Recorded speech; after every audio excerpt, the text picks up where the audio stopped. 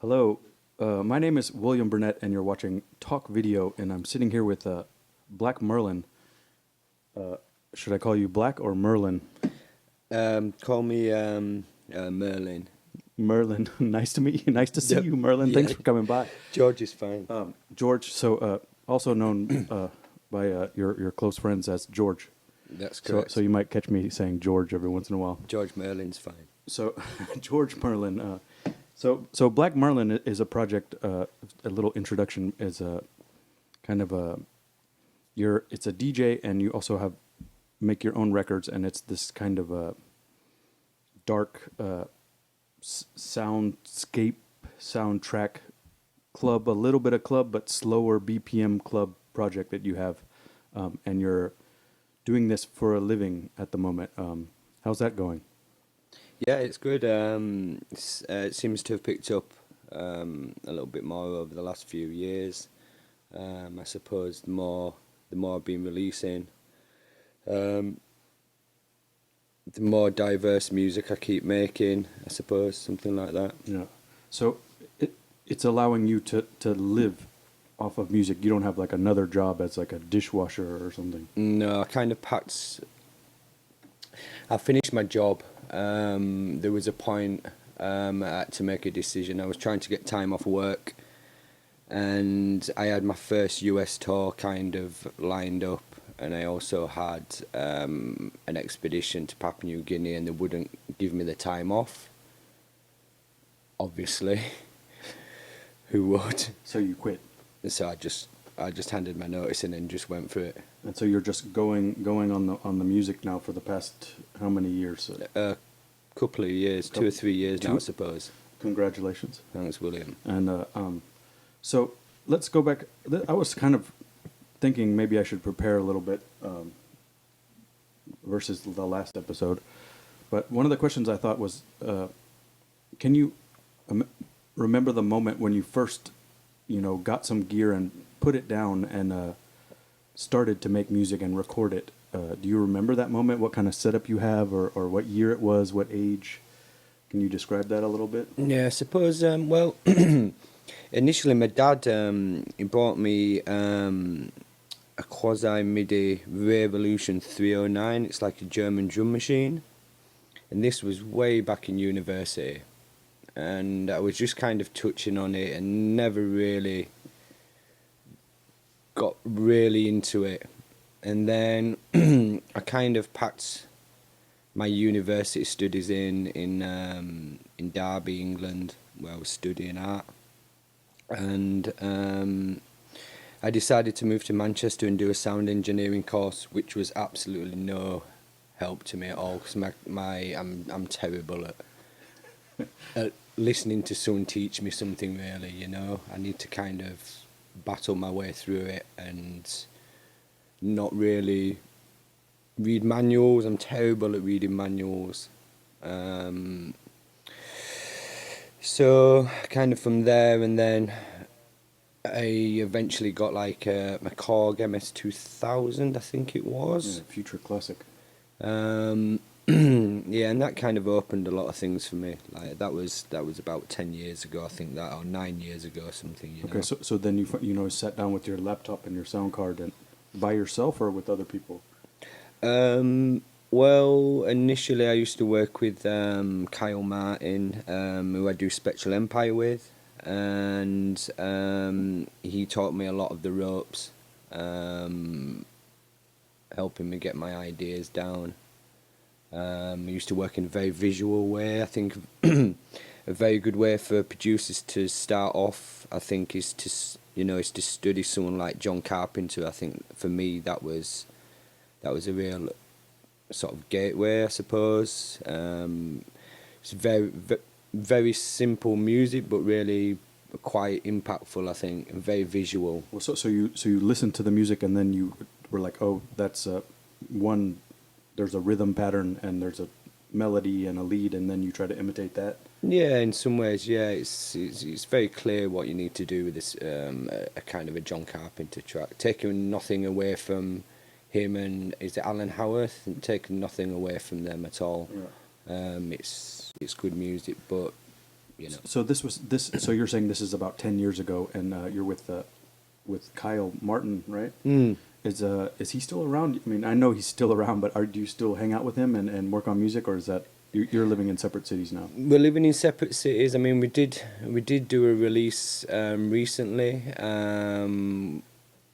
but that was the first release, I think, in like 8 years or something. Or Kyle will probably know a little bit better than me on that one. But yeah, I mean, you know, he's one of my oldest friends, you know, so he works in different projects now, as like I work on different projects. But that seems like the solo thing is going pretty well now. You know, you've put out records on every single label there is. Yeah, That's- well, yeah. So I suppose so. I mean, you set yourself goals, don't you? And I suppose maybe some producers like to stay in one, but the variety of music I try to make, I don't really want to just limit myself to to one style of music. Yeah. You know, maybe one release is not for everyone, and maybe another release is for somebody else. And I think that's kind of important. I don't expect everyone to like everything I make. How could it be like that? So do you make the music and then shop it to labels, or do you like say, oh, I want to be on this label and I'm gonna make this style, or a mix of both? I don't know. I suppose it used to be a lot harder. I mean, when you start out, nobody's kind of interested in it. It seems to be a lot harder when you're first starting out to kind of get music released. I'm not saying the more popular you get, the more labels jump on you, but I think the more you work your music, obviously the better you get. Yeah. But I also would say that when I first started making music, it's a lot more punky, you know. It's you don't really think about levels, you don't think about this or that, and you're happy you've come up with an arpeggiator or something. And I have listened to some of my old tracks, and they're just, you know, it seems like a different person, but also, you know. Yeah. So another person that I'm more familiar with, and it's also the way that I met you, is you have a project called, I never know if I'm saying it right, Caramica. Ceramica. Ceramica. Is it right with my accent? Yeah, correct. Perfect. Ceramica. Absolutely And beautiful. you're working with Gordon Pohl, who's an old friend of mine, part of the like Dusseldorf Salon de Amateur crew. Yeah. Can you tell me how you met Gordon? Yeah, it's kind of a strange one. I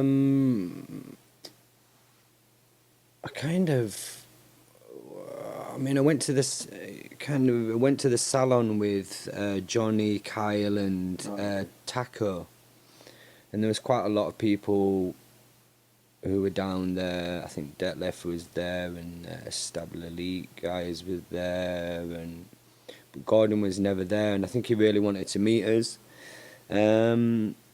So it was kind of when I was just starting out on my own, and for some reason I wanted like some German vocals, and it was on times with MySpace, so I was communicating through MySpace, and yeah, I think he might tell a different story, I don't know, but I never got these German vocals, but he just asked me out of the blue to come over, and I was like, wow, you know, he's like really respected, and he was like, he saw something in me, which is what you need when you're a young producer, for someone to like have faith in you like that, and to, you know, to guide you and to teach you, which he has done, you know. Okay. Yeah. So for those that don't know, Gordon Pohl, he was a member of Music Cargo, and I know that now he's mastering a lot of stuff and producing a lot of bands. I mean, you can look him up on Discogs or whatever you want, but he does some stuff that people respect.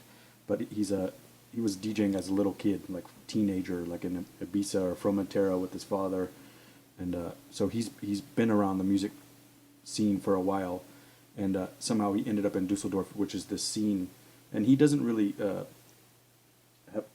people don't really know, but he's a part of it. You know, there's people that are more popular now. It's like Lena Willikins, him and they used to work behind the bar together, and no tapping on the table. They used to work behind the bar together. Detlef, who's Toulouse Tracks, was working there. Ralph from Unit 4 was going there.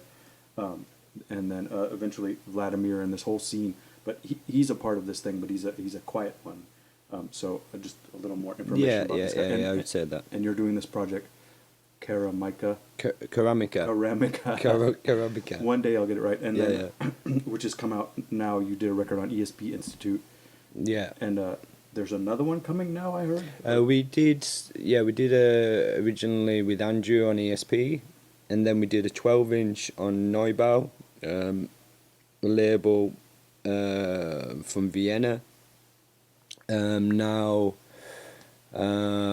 April time, we're going to release on Vladimir's label, Offer Music. Okay. So then the festival gigs are going to flow. I just try to get Gordon out of his little compound. He can bring the dog on the plane. Yeah, sure, that'd be amazing. He can just sit on the stage with earmuffs. Yeah. But so this is all the music stuff, and it's quite interesting. But we all kind of know how this works. You go in your house and you make weird tracks and you put them out on records. But another aspect of your life that has been very interesting to me that some people might not know that went into your music is that you were doing field recordings. And somehow these field recordings have taken you on some strange adventures. And one that you mentioned today when we were at lunch is that there's a volcano that you need to go back to, and I was just like, okay, can you tell us what volcano is this? Where is it, and why do you need to go back there? It's basically it's a collapsed volcano, which kind of it last erupted something ridiculous like 100,000 years ago. So it's not a volcano as such with lava or anything like that. It's not active, but it's been taken over by jungle basically. So all around the walls and everywhere. So when you're inside, you don't feel like you're in a volcano. You still feel like you're in the jungle, but it's immense. It's huge. I mean, a helicopter would look like a pinprick if it was flying over the top of it. It's massive. And where is this? It's in Papua New Guinea in the Southern Highlands, and it's a very remote place. Is it like the volcano that formed the islands, or is it like it's pretty much in the centre. So I mean, you can see on the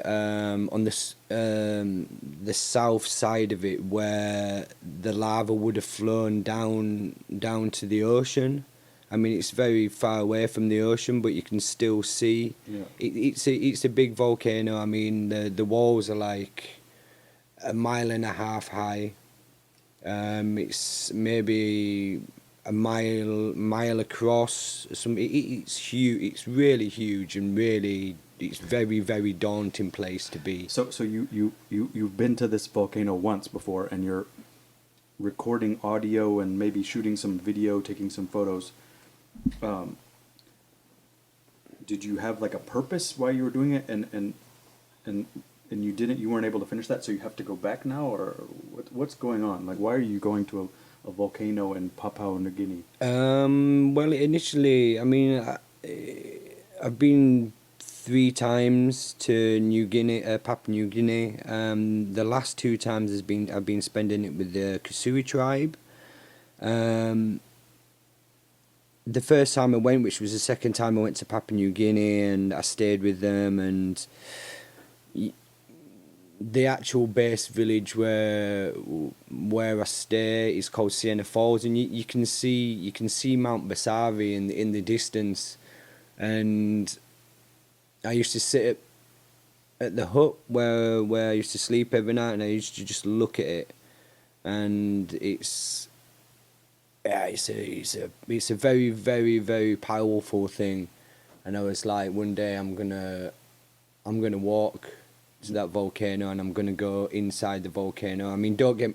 So you just saw it and you're like, I want to go there. Yeah, I'm no fitness fanatic. I'm no military training or any kind. I'm just like a normal guy, and I just.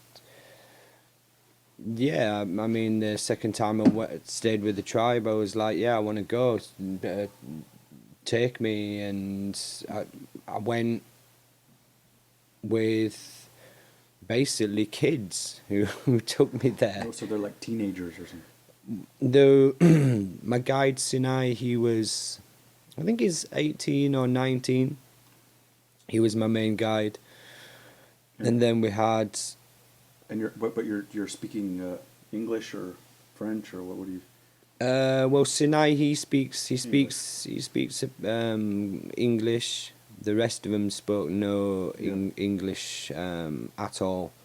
And we had like two cooks, two young girls who were cooking food for us every night, who must have been 12 or something, 13. Jesus Christ. And then the carriers, the lads, they were like 14, 15 years old, and so you just showed up and just rustled these people up, or no, you organized it before? No, they knew I was coming back the next year to come and do it. Okay. So they knew, but all the elders or all the older guys, they'd done it so many times. They don't want to. Okay. They don't want to go back there because it's not. What for? Yeah, and it's also not a very enjoyable journey. It's. And so is this is like a tropical area? So it's quite humid and it's bugs and. Yeah, it's in the inside Mount Basavi. It's like 100 humidity. Yeah. Ascending up Mount Basavi, it gets cold because you're going really high, and the the landscape changes from like jungle to like the higher up you go, you're going into this kind of moss forest, which have got like birds of paradise nests, and you're climbing underneath logs, and it's like really stuff you can't really imagine exists, really.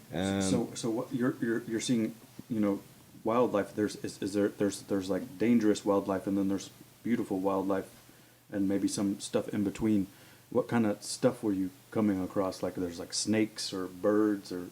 Yeah, you get snakes. Bears. I don't even. No. In New Guinea, there's no like mammals.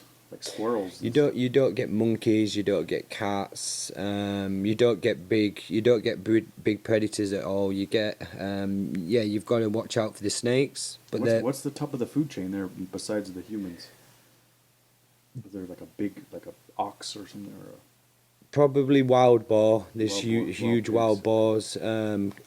Cassowary birds as well are very, very dangerous. They're like almost like emus, but they're very aggressive birds that will come after you. Yeah. Like a big ass goose. Yeah, like you get really, the eggs are like dinosaur eggs, like amazing things, sort of green eggs. I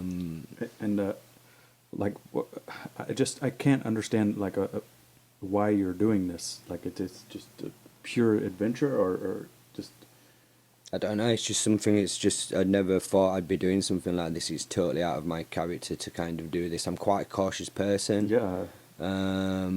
But when I'm over there, I just change into a different person. I feel kind of a lot more myself. You've got no. You're focusing in on the moment. There's so many things that can go wrong. They have to be 100% switched on and concentrating with every footstep. So do you think that other people should do this kind of stuff, or has it helped you? Yeah, it's definitely helped me. Yeah. And what, just to appreciate things more, or what's the?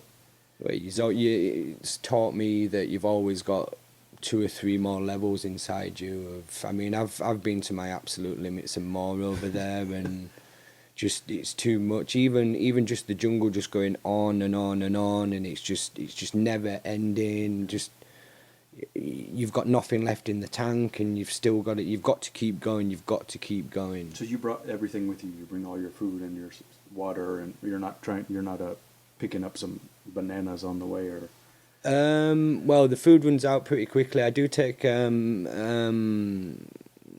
survival food, these packs. But the it's just yeah, like gels and stuff. well, you get like sort of meatballs and sausages and beans, but it's just They're like, just like cans of it's stuff. horrible. Yeah. It just gets horrible. It gets so plain.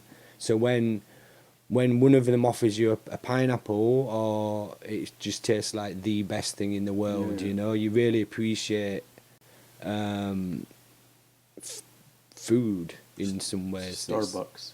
Yeah, well, it's no Starbucks, but that would be, yeah. I mean, It's quite a change from your Western life. yeah, yeah. And so you went on that trip and you made it through this. I guess it was on the second trip that you recorded more stuff, or you did that also. The second one you were more pro with the audio. I mean, I thought the first trip I was recording a lot more audio. Oh, you were. Okay. I mean, my first trip to with the Kusui people, I was doing a lot of audio recording, but I also took some cameras. I'd made a few mistakes and missed a few real magic moments recording it on my phone, which Yeah. I still kick myself to this day, because those situations will never be repeated. But yeah, I mean, the second time I went, yeah, I was, you know, I had drones. I had about 3 GoPros, Oh, I didn't the know that. cameras. And you've got also the logistics of all that is there's obviously no electricity. You've got to make sure your batteries are backed up every night. Power banks. You know, I didn't even think about my drone batteries. You know, it's like I charged them up in the UK, Yeah. and then I was there and it was like 80% when you arrive. yeah, right. So you've got to wait for the moment where you think, right, this is a good opportunity to send the drone up, or you know. And I had the idea of, like, I was going to get up to the top of Mount Basavi and I was going to send the drone over the top of the volcano, and it's like, how ridiculous thinking is that? So what, you're going to bring like a gas and a generator or some solar powered something, or Well, I'm sure you explored the options. I mean, I took solar panels. I took a couple of portable solar panels, but obviously if it's a cloudy day, Yeah. well, they're not going to work. So the second time I went, I took 4 power banks. I mean, getting all this stuff through the airports with all these batteries and power banks and drones and cameras, and you think you could get to, I mean, I go via Dubai or somewhere, the airport could go, right, well, you're not bringing them through, there's too much, you can't take that on the plane. And that's me finished then. You know, it's like, yeah, I can go there, but I'm not going there for the objective that I wanted to go there for. You're going to have to like draw pictures. Yeah, which is, yeah. You could learn, you know, Ansel Adams. Yeah. But so this, you went on a third trip recently, and you're back alive. Praise the Lord and Moses and all those people. Yeah, I think my mum was very happy I'd come back. I think you know, she was. She probably doesn't say she's worried, but you know, Of course she is. We're all worried. She must be even more worried. You know, but I'll phone her up I'll be excited, and I'll phone her up on the satellite phone. I'll just be going, yeah, I've just done this river crossing, and I almost died. it was, you know, I can hear, you know, like, she'll probably watch this, and you know, I can hear it in her voice. So now I have You can't do like an imitation. I have to dilute it down a little bit, you know. I wouldn't be able to understand. All right, so I'm here with Black Merlin on a talk video, and we're talking about this crazy trip he's going on. And is there a fourth one planned? Yeah, November. I always try and go in November because of the weather. For Thanksgiving. I will go as much as I possibly can. And any plans? I mean, so you're doing this which is just ridiculous, and in conjunction with, or you're also at the same time producing music and being a DJ. Do you see a time where your trips to Papua New Guinea and these explorations are gonna outweigh the music stuff, or? If I could do going to Papua New Guinea for the rest of my life, I would quite easily. I mean, So you just go over there and just build a hut. I have to be careful what I say, but I would, if I could, I would spend half a year out there if I could. I mean, there's nothing more important to me than that place. Yeah. Really. Well, that's great. I hope it works out for you. Thanks, William. I know you said you were a little nervous coming in here, and I'm glad that you came and did this with us. But I don't want to keep you too long. I just want. Are you all right? I want to make sure everything's okay. So when you go back, you're in New York now. You've been on a little tour doing the DJ stuff. Oh yeah. And you're still bringing the records around. And you went to, like, I don't know where you went before. You went to Canada, Montreal. Yeah, Montreal. That's the only other place you went so far. Montreal, and then New York. You played at Le Bon, which is weird. And then now you're in Brooklyn for a few days. You did Beats in Space, and you're gonna head to Mexico next. Guadalajara, you said. Yeah, Mexico. Tomorrow. Tomorrow you're going to Mexico, Mm. and then to California. No, what I did? What? Tijuana. Tijuana. Oh man, you should do that thing. There's this thing where you go and they get all the gringos, as you're going to be called, and you can you stand in a circle, and you hold on. One person holds the spark plug, and then you hold hands with people, and you go in a circle. Oh yeah. And the guy, like, pulls the chain and just shocks everybody. And, like, the first person to let go, they lose. Oh my God. You should play that game. Yeah, it sounds fun, man. But so that'll be fun. You'll have a good time at Tijuana, I guess. Yeah. Be careful, don't lose your shoes. Okay. And then, so how do these trips compare? I mean, I can't even imagine you're going on these backpacking things with solar panels, and then you're going to Le Bon and staying at a hotel. Mm. Like, I mean, what is it, like some kind of shock, or how do you? I don't know. It's Just paying the bills. It's kind of a similar thing when I come out of where I've been for like a month, and I eventually make my way back to the capital, Port Moresby. Before Wait, say that the Port Moresby. It's the capital of Papua New Guinea is Port Moresby. Okay. So that's where I hold down for a few days just to rest up before I have to. Okay. Get my international flights, and yeah, it's. I mean, a week before that happens, that's all I'm thinking about, because the hardest thing over there is food. I'm just thinking of burgers, and my tobacco runs out, and coffee, and once I get in that hotel room, I just go to town basically. Oh geez, so I don't know, man. You got a crazy dream. It's kind of weird. I know that's and kind what, of weird. So, is there a final product that you want to, like? Is there, you want to make something to share with people to show what a special place it is, or you want people to see your experience? Yeah, I suppose yeah, there is. I suppose I suppose I'm working my way up to making a documentary, but I realise it's a bigger thing than I thought it was.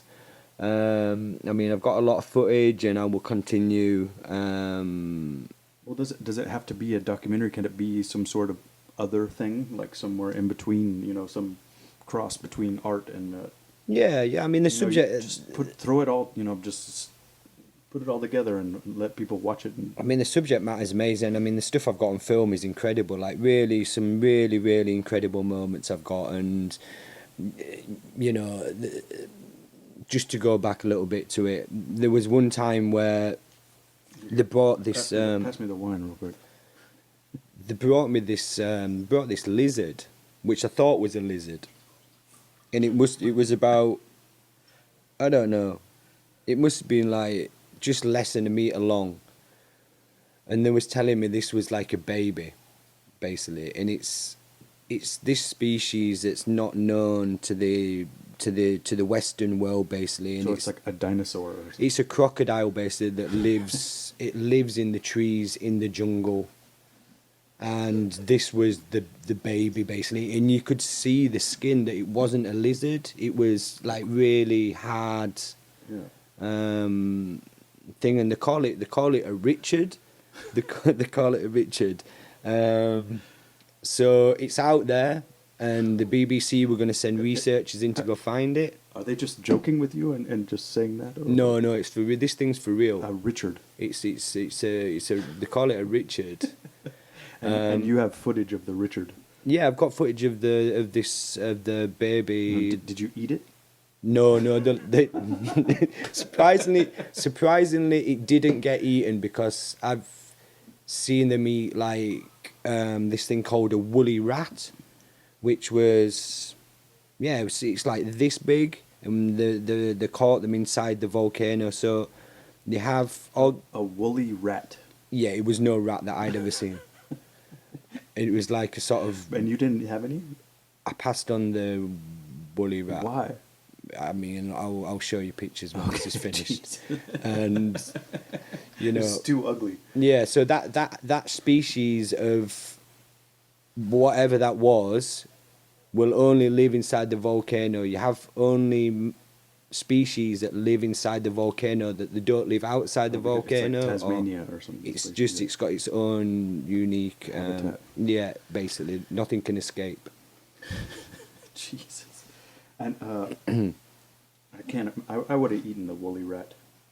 I mean, I'm sure I'll get the chance to eat the woolly rat again, but on that particular you could occasion, probably make a burger out of it, yeah, or something. I don't know. We were kind of run out of food at that point. We only had rice left, so they had to go find some food, really.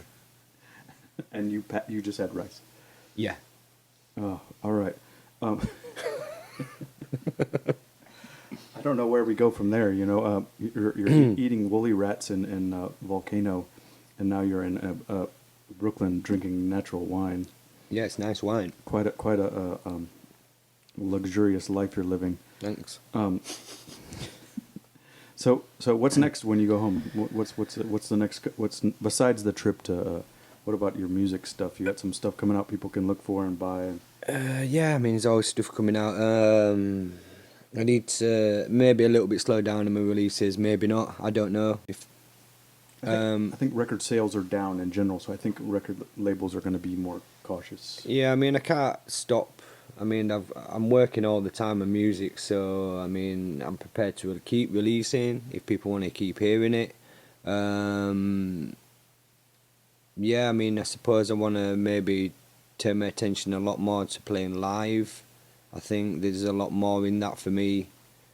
I think there's a limit. There's limits with DJing, really. Yeah. I think any DJ knows that, and I think once you start to play live, it's infinite, really. I suppose the idea is it's just a matter of it's up to you, isn't it, where you want to take it. Yeah, and I don't know. The logistics always scare me. I mean, yeah, I mean that's the downside of it, isn't it? But it's like losing, equipment getting lost on planes, and that's. If it was like out of tune, I would just not even be able to play. Yeah. What do you play on this keyboard that's out of tune? Like, what do you want me to do? Yeah, I mean, you was mentioning that last night as well with the obviously with the heat and stuff like that. If you're lucky enough to play somewhere warm, but you just go play somewhere cold, don't you, William? And I guess so. it's like sorted. All right. I feel okay with that. We're gonna end it up now, and George is gonna go smoke a cigarette, stand in the window. Black Merlin, check him out. This has been Talk Video. Thank you very much for tuning in. See you next time. Thanks, William.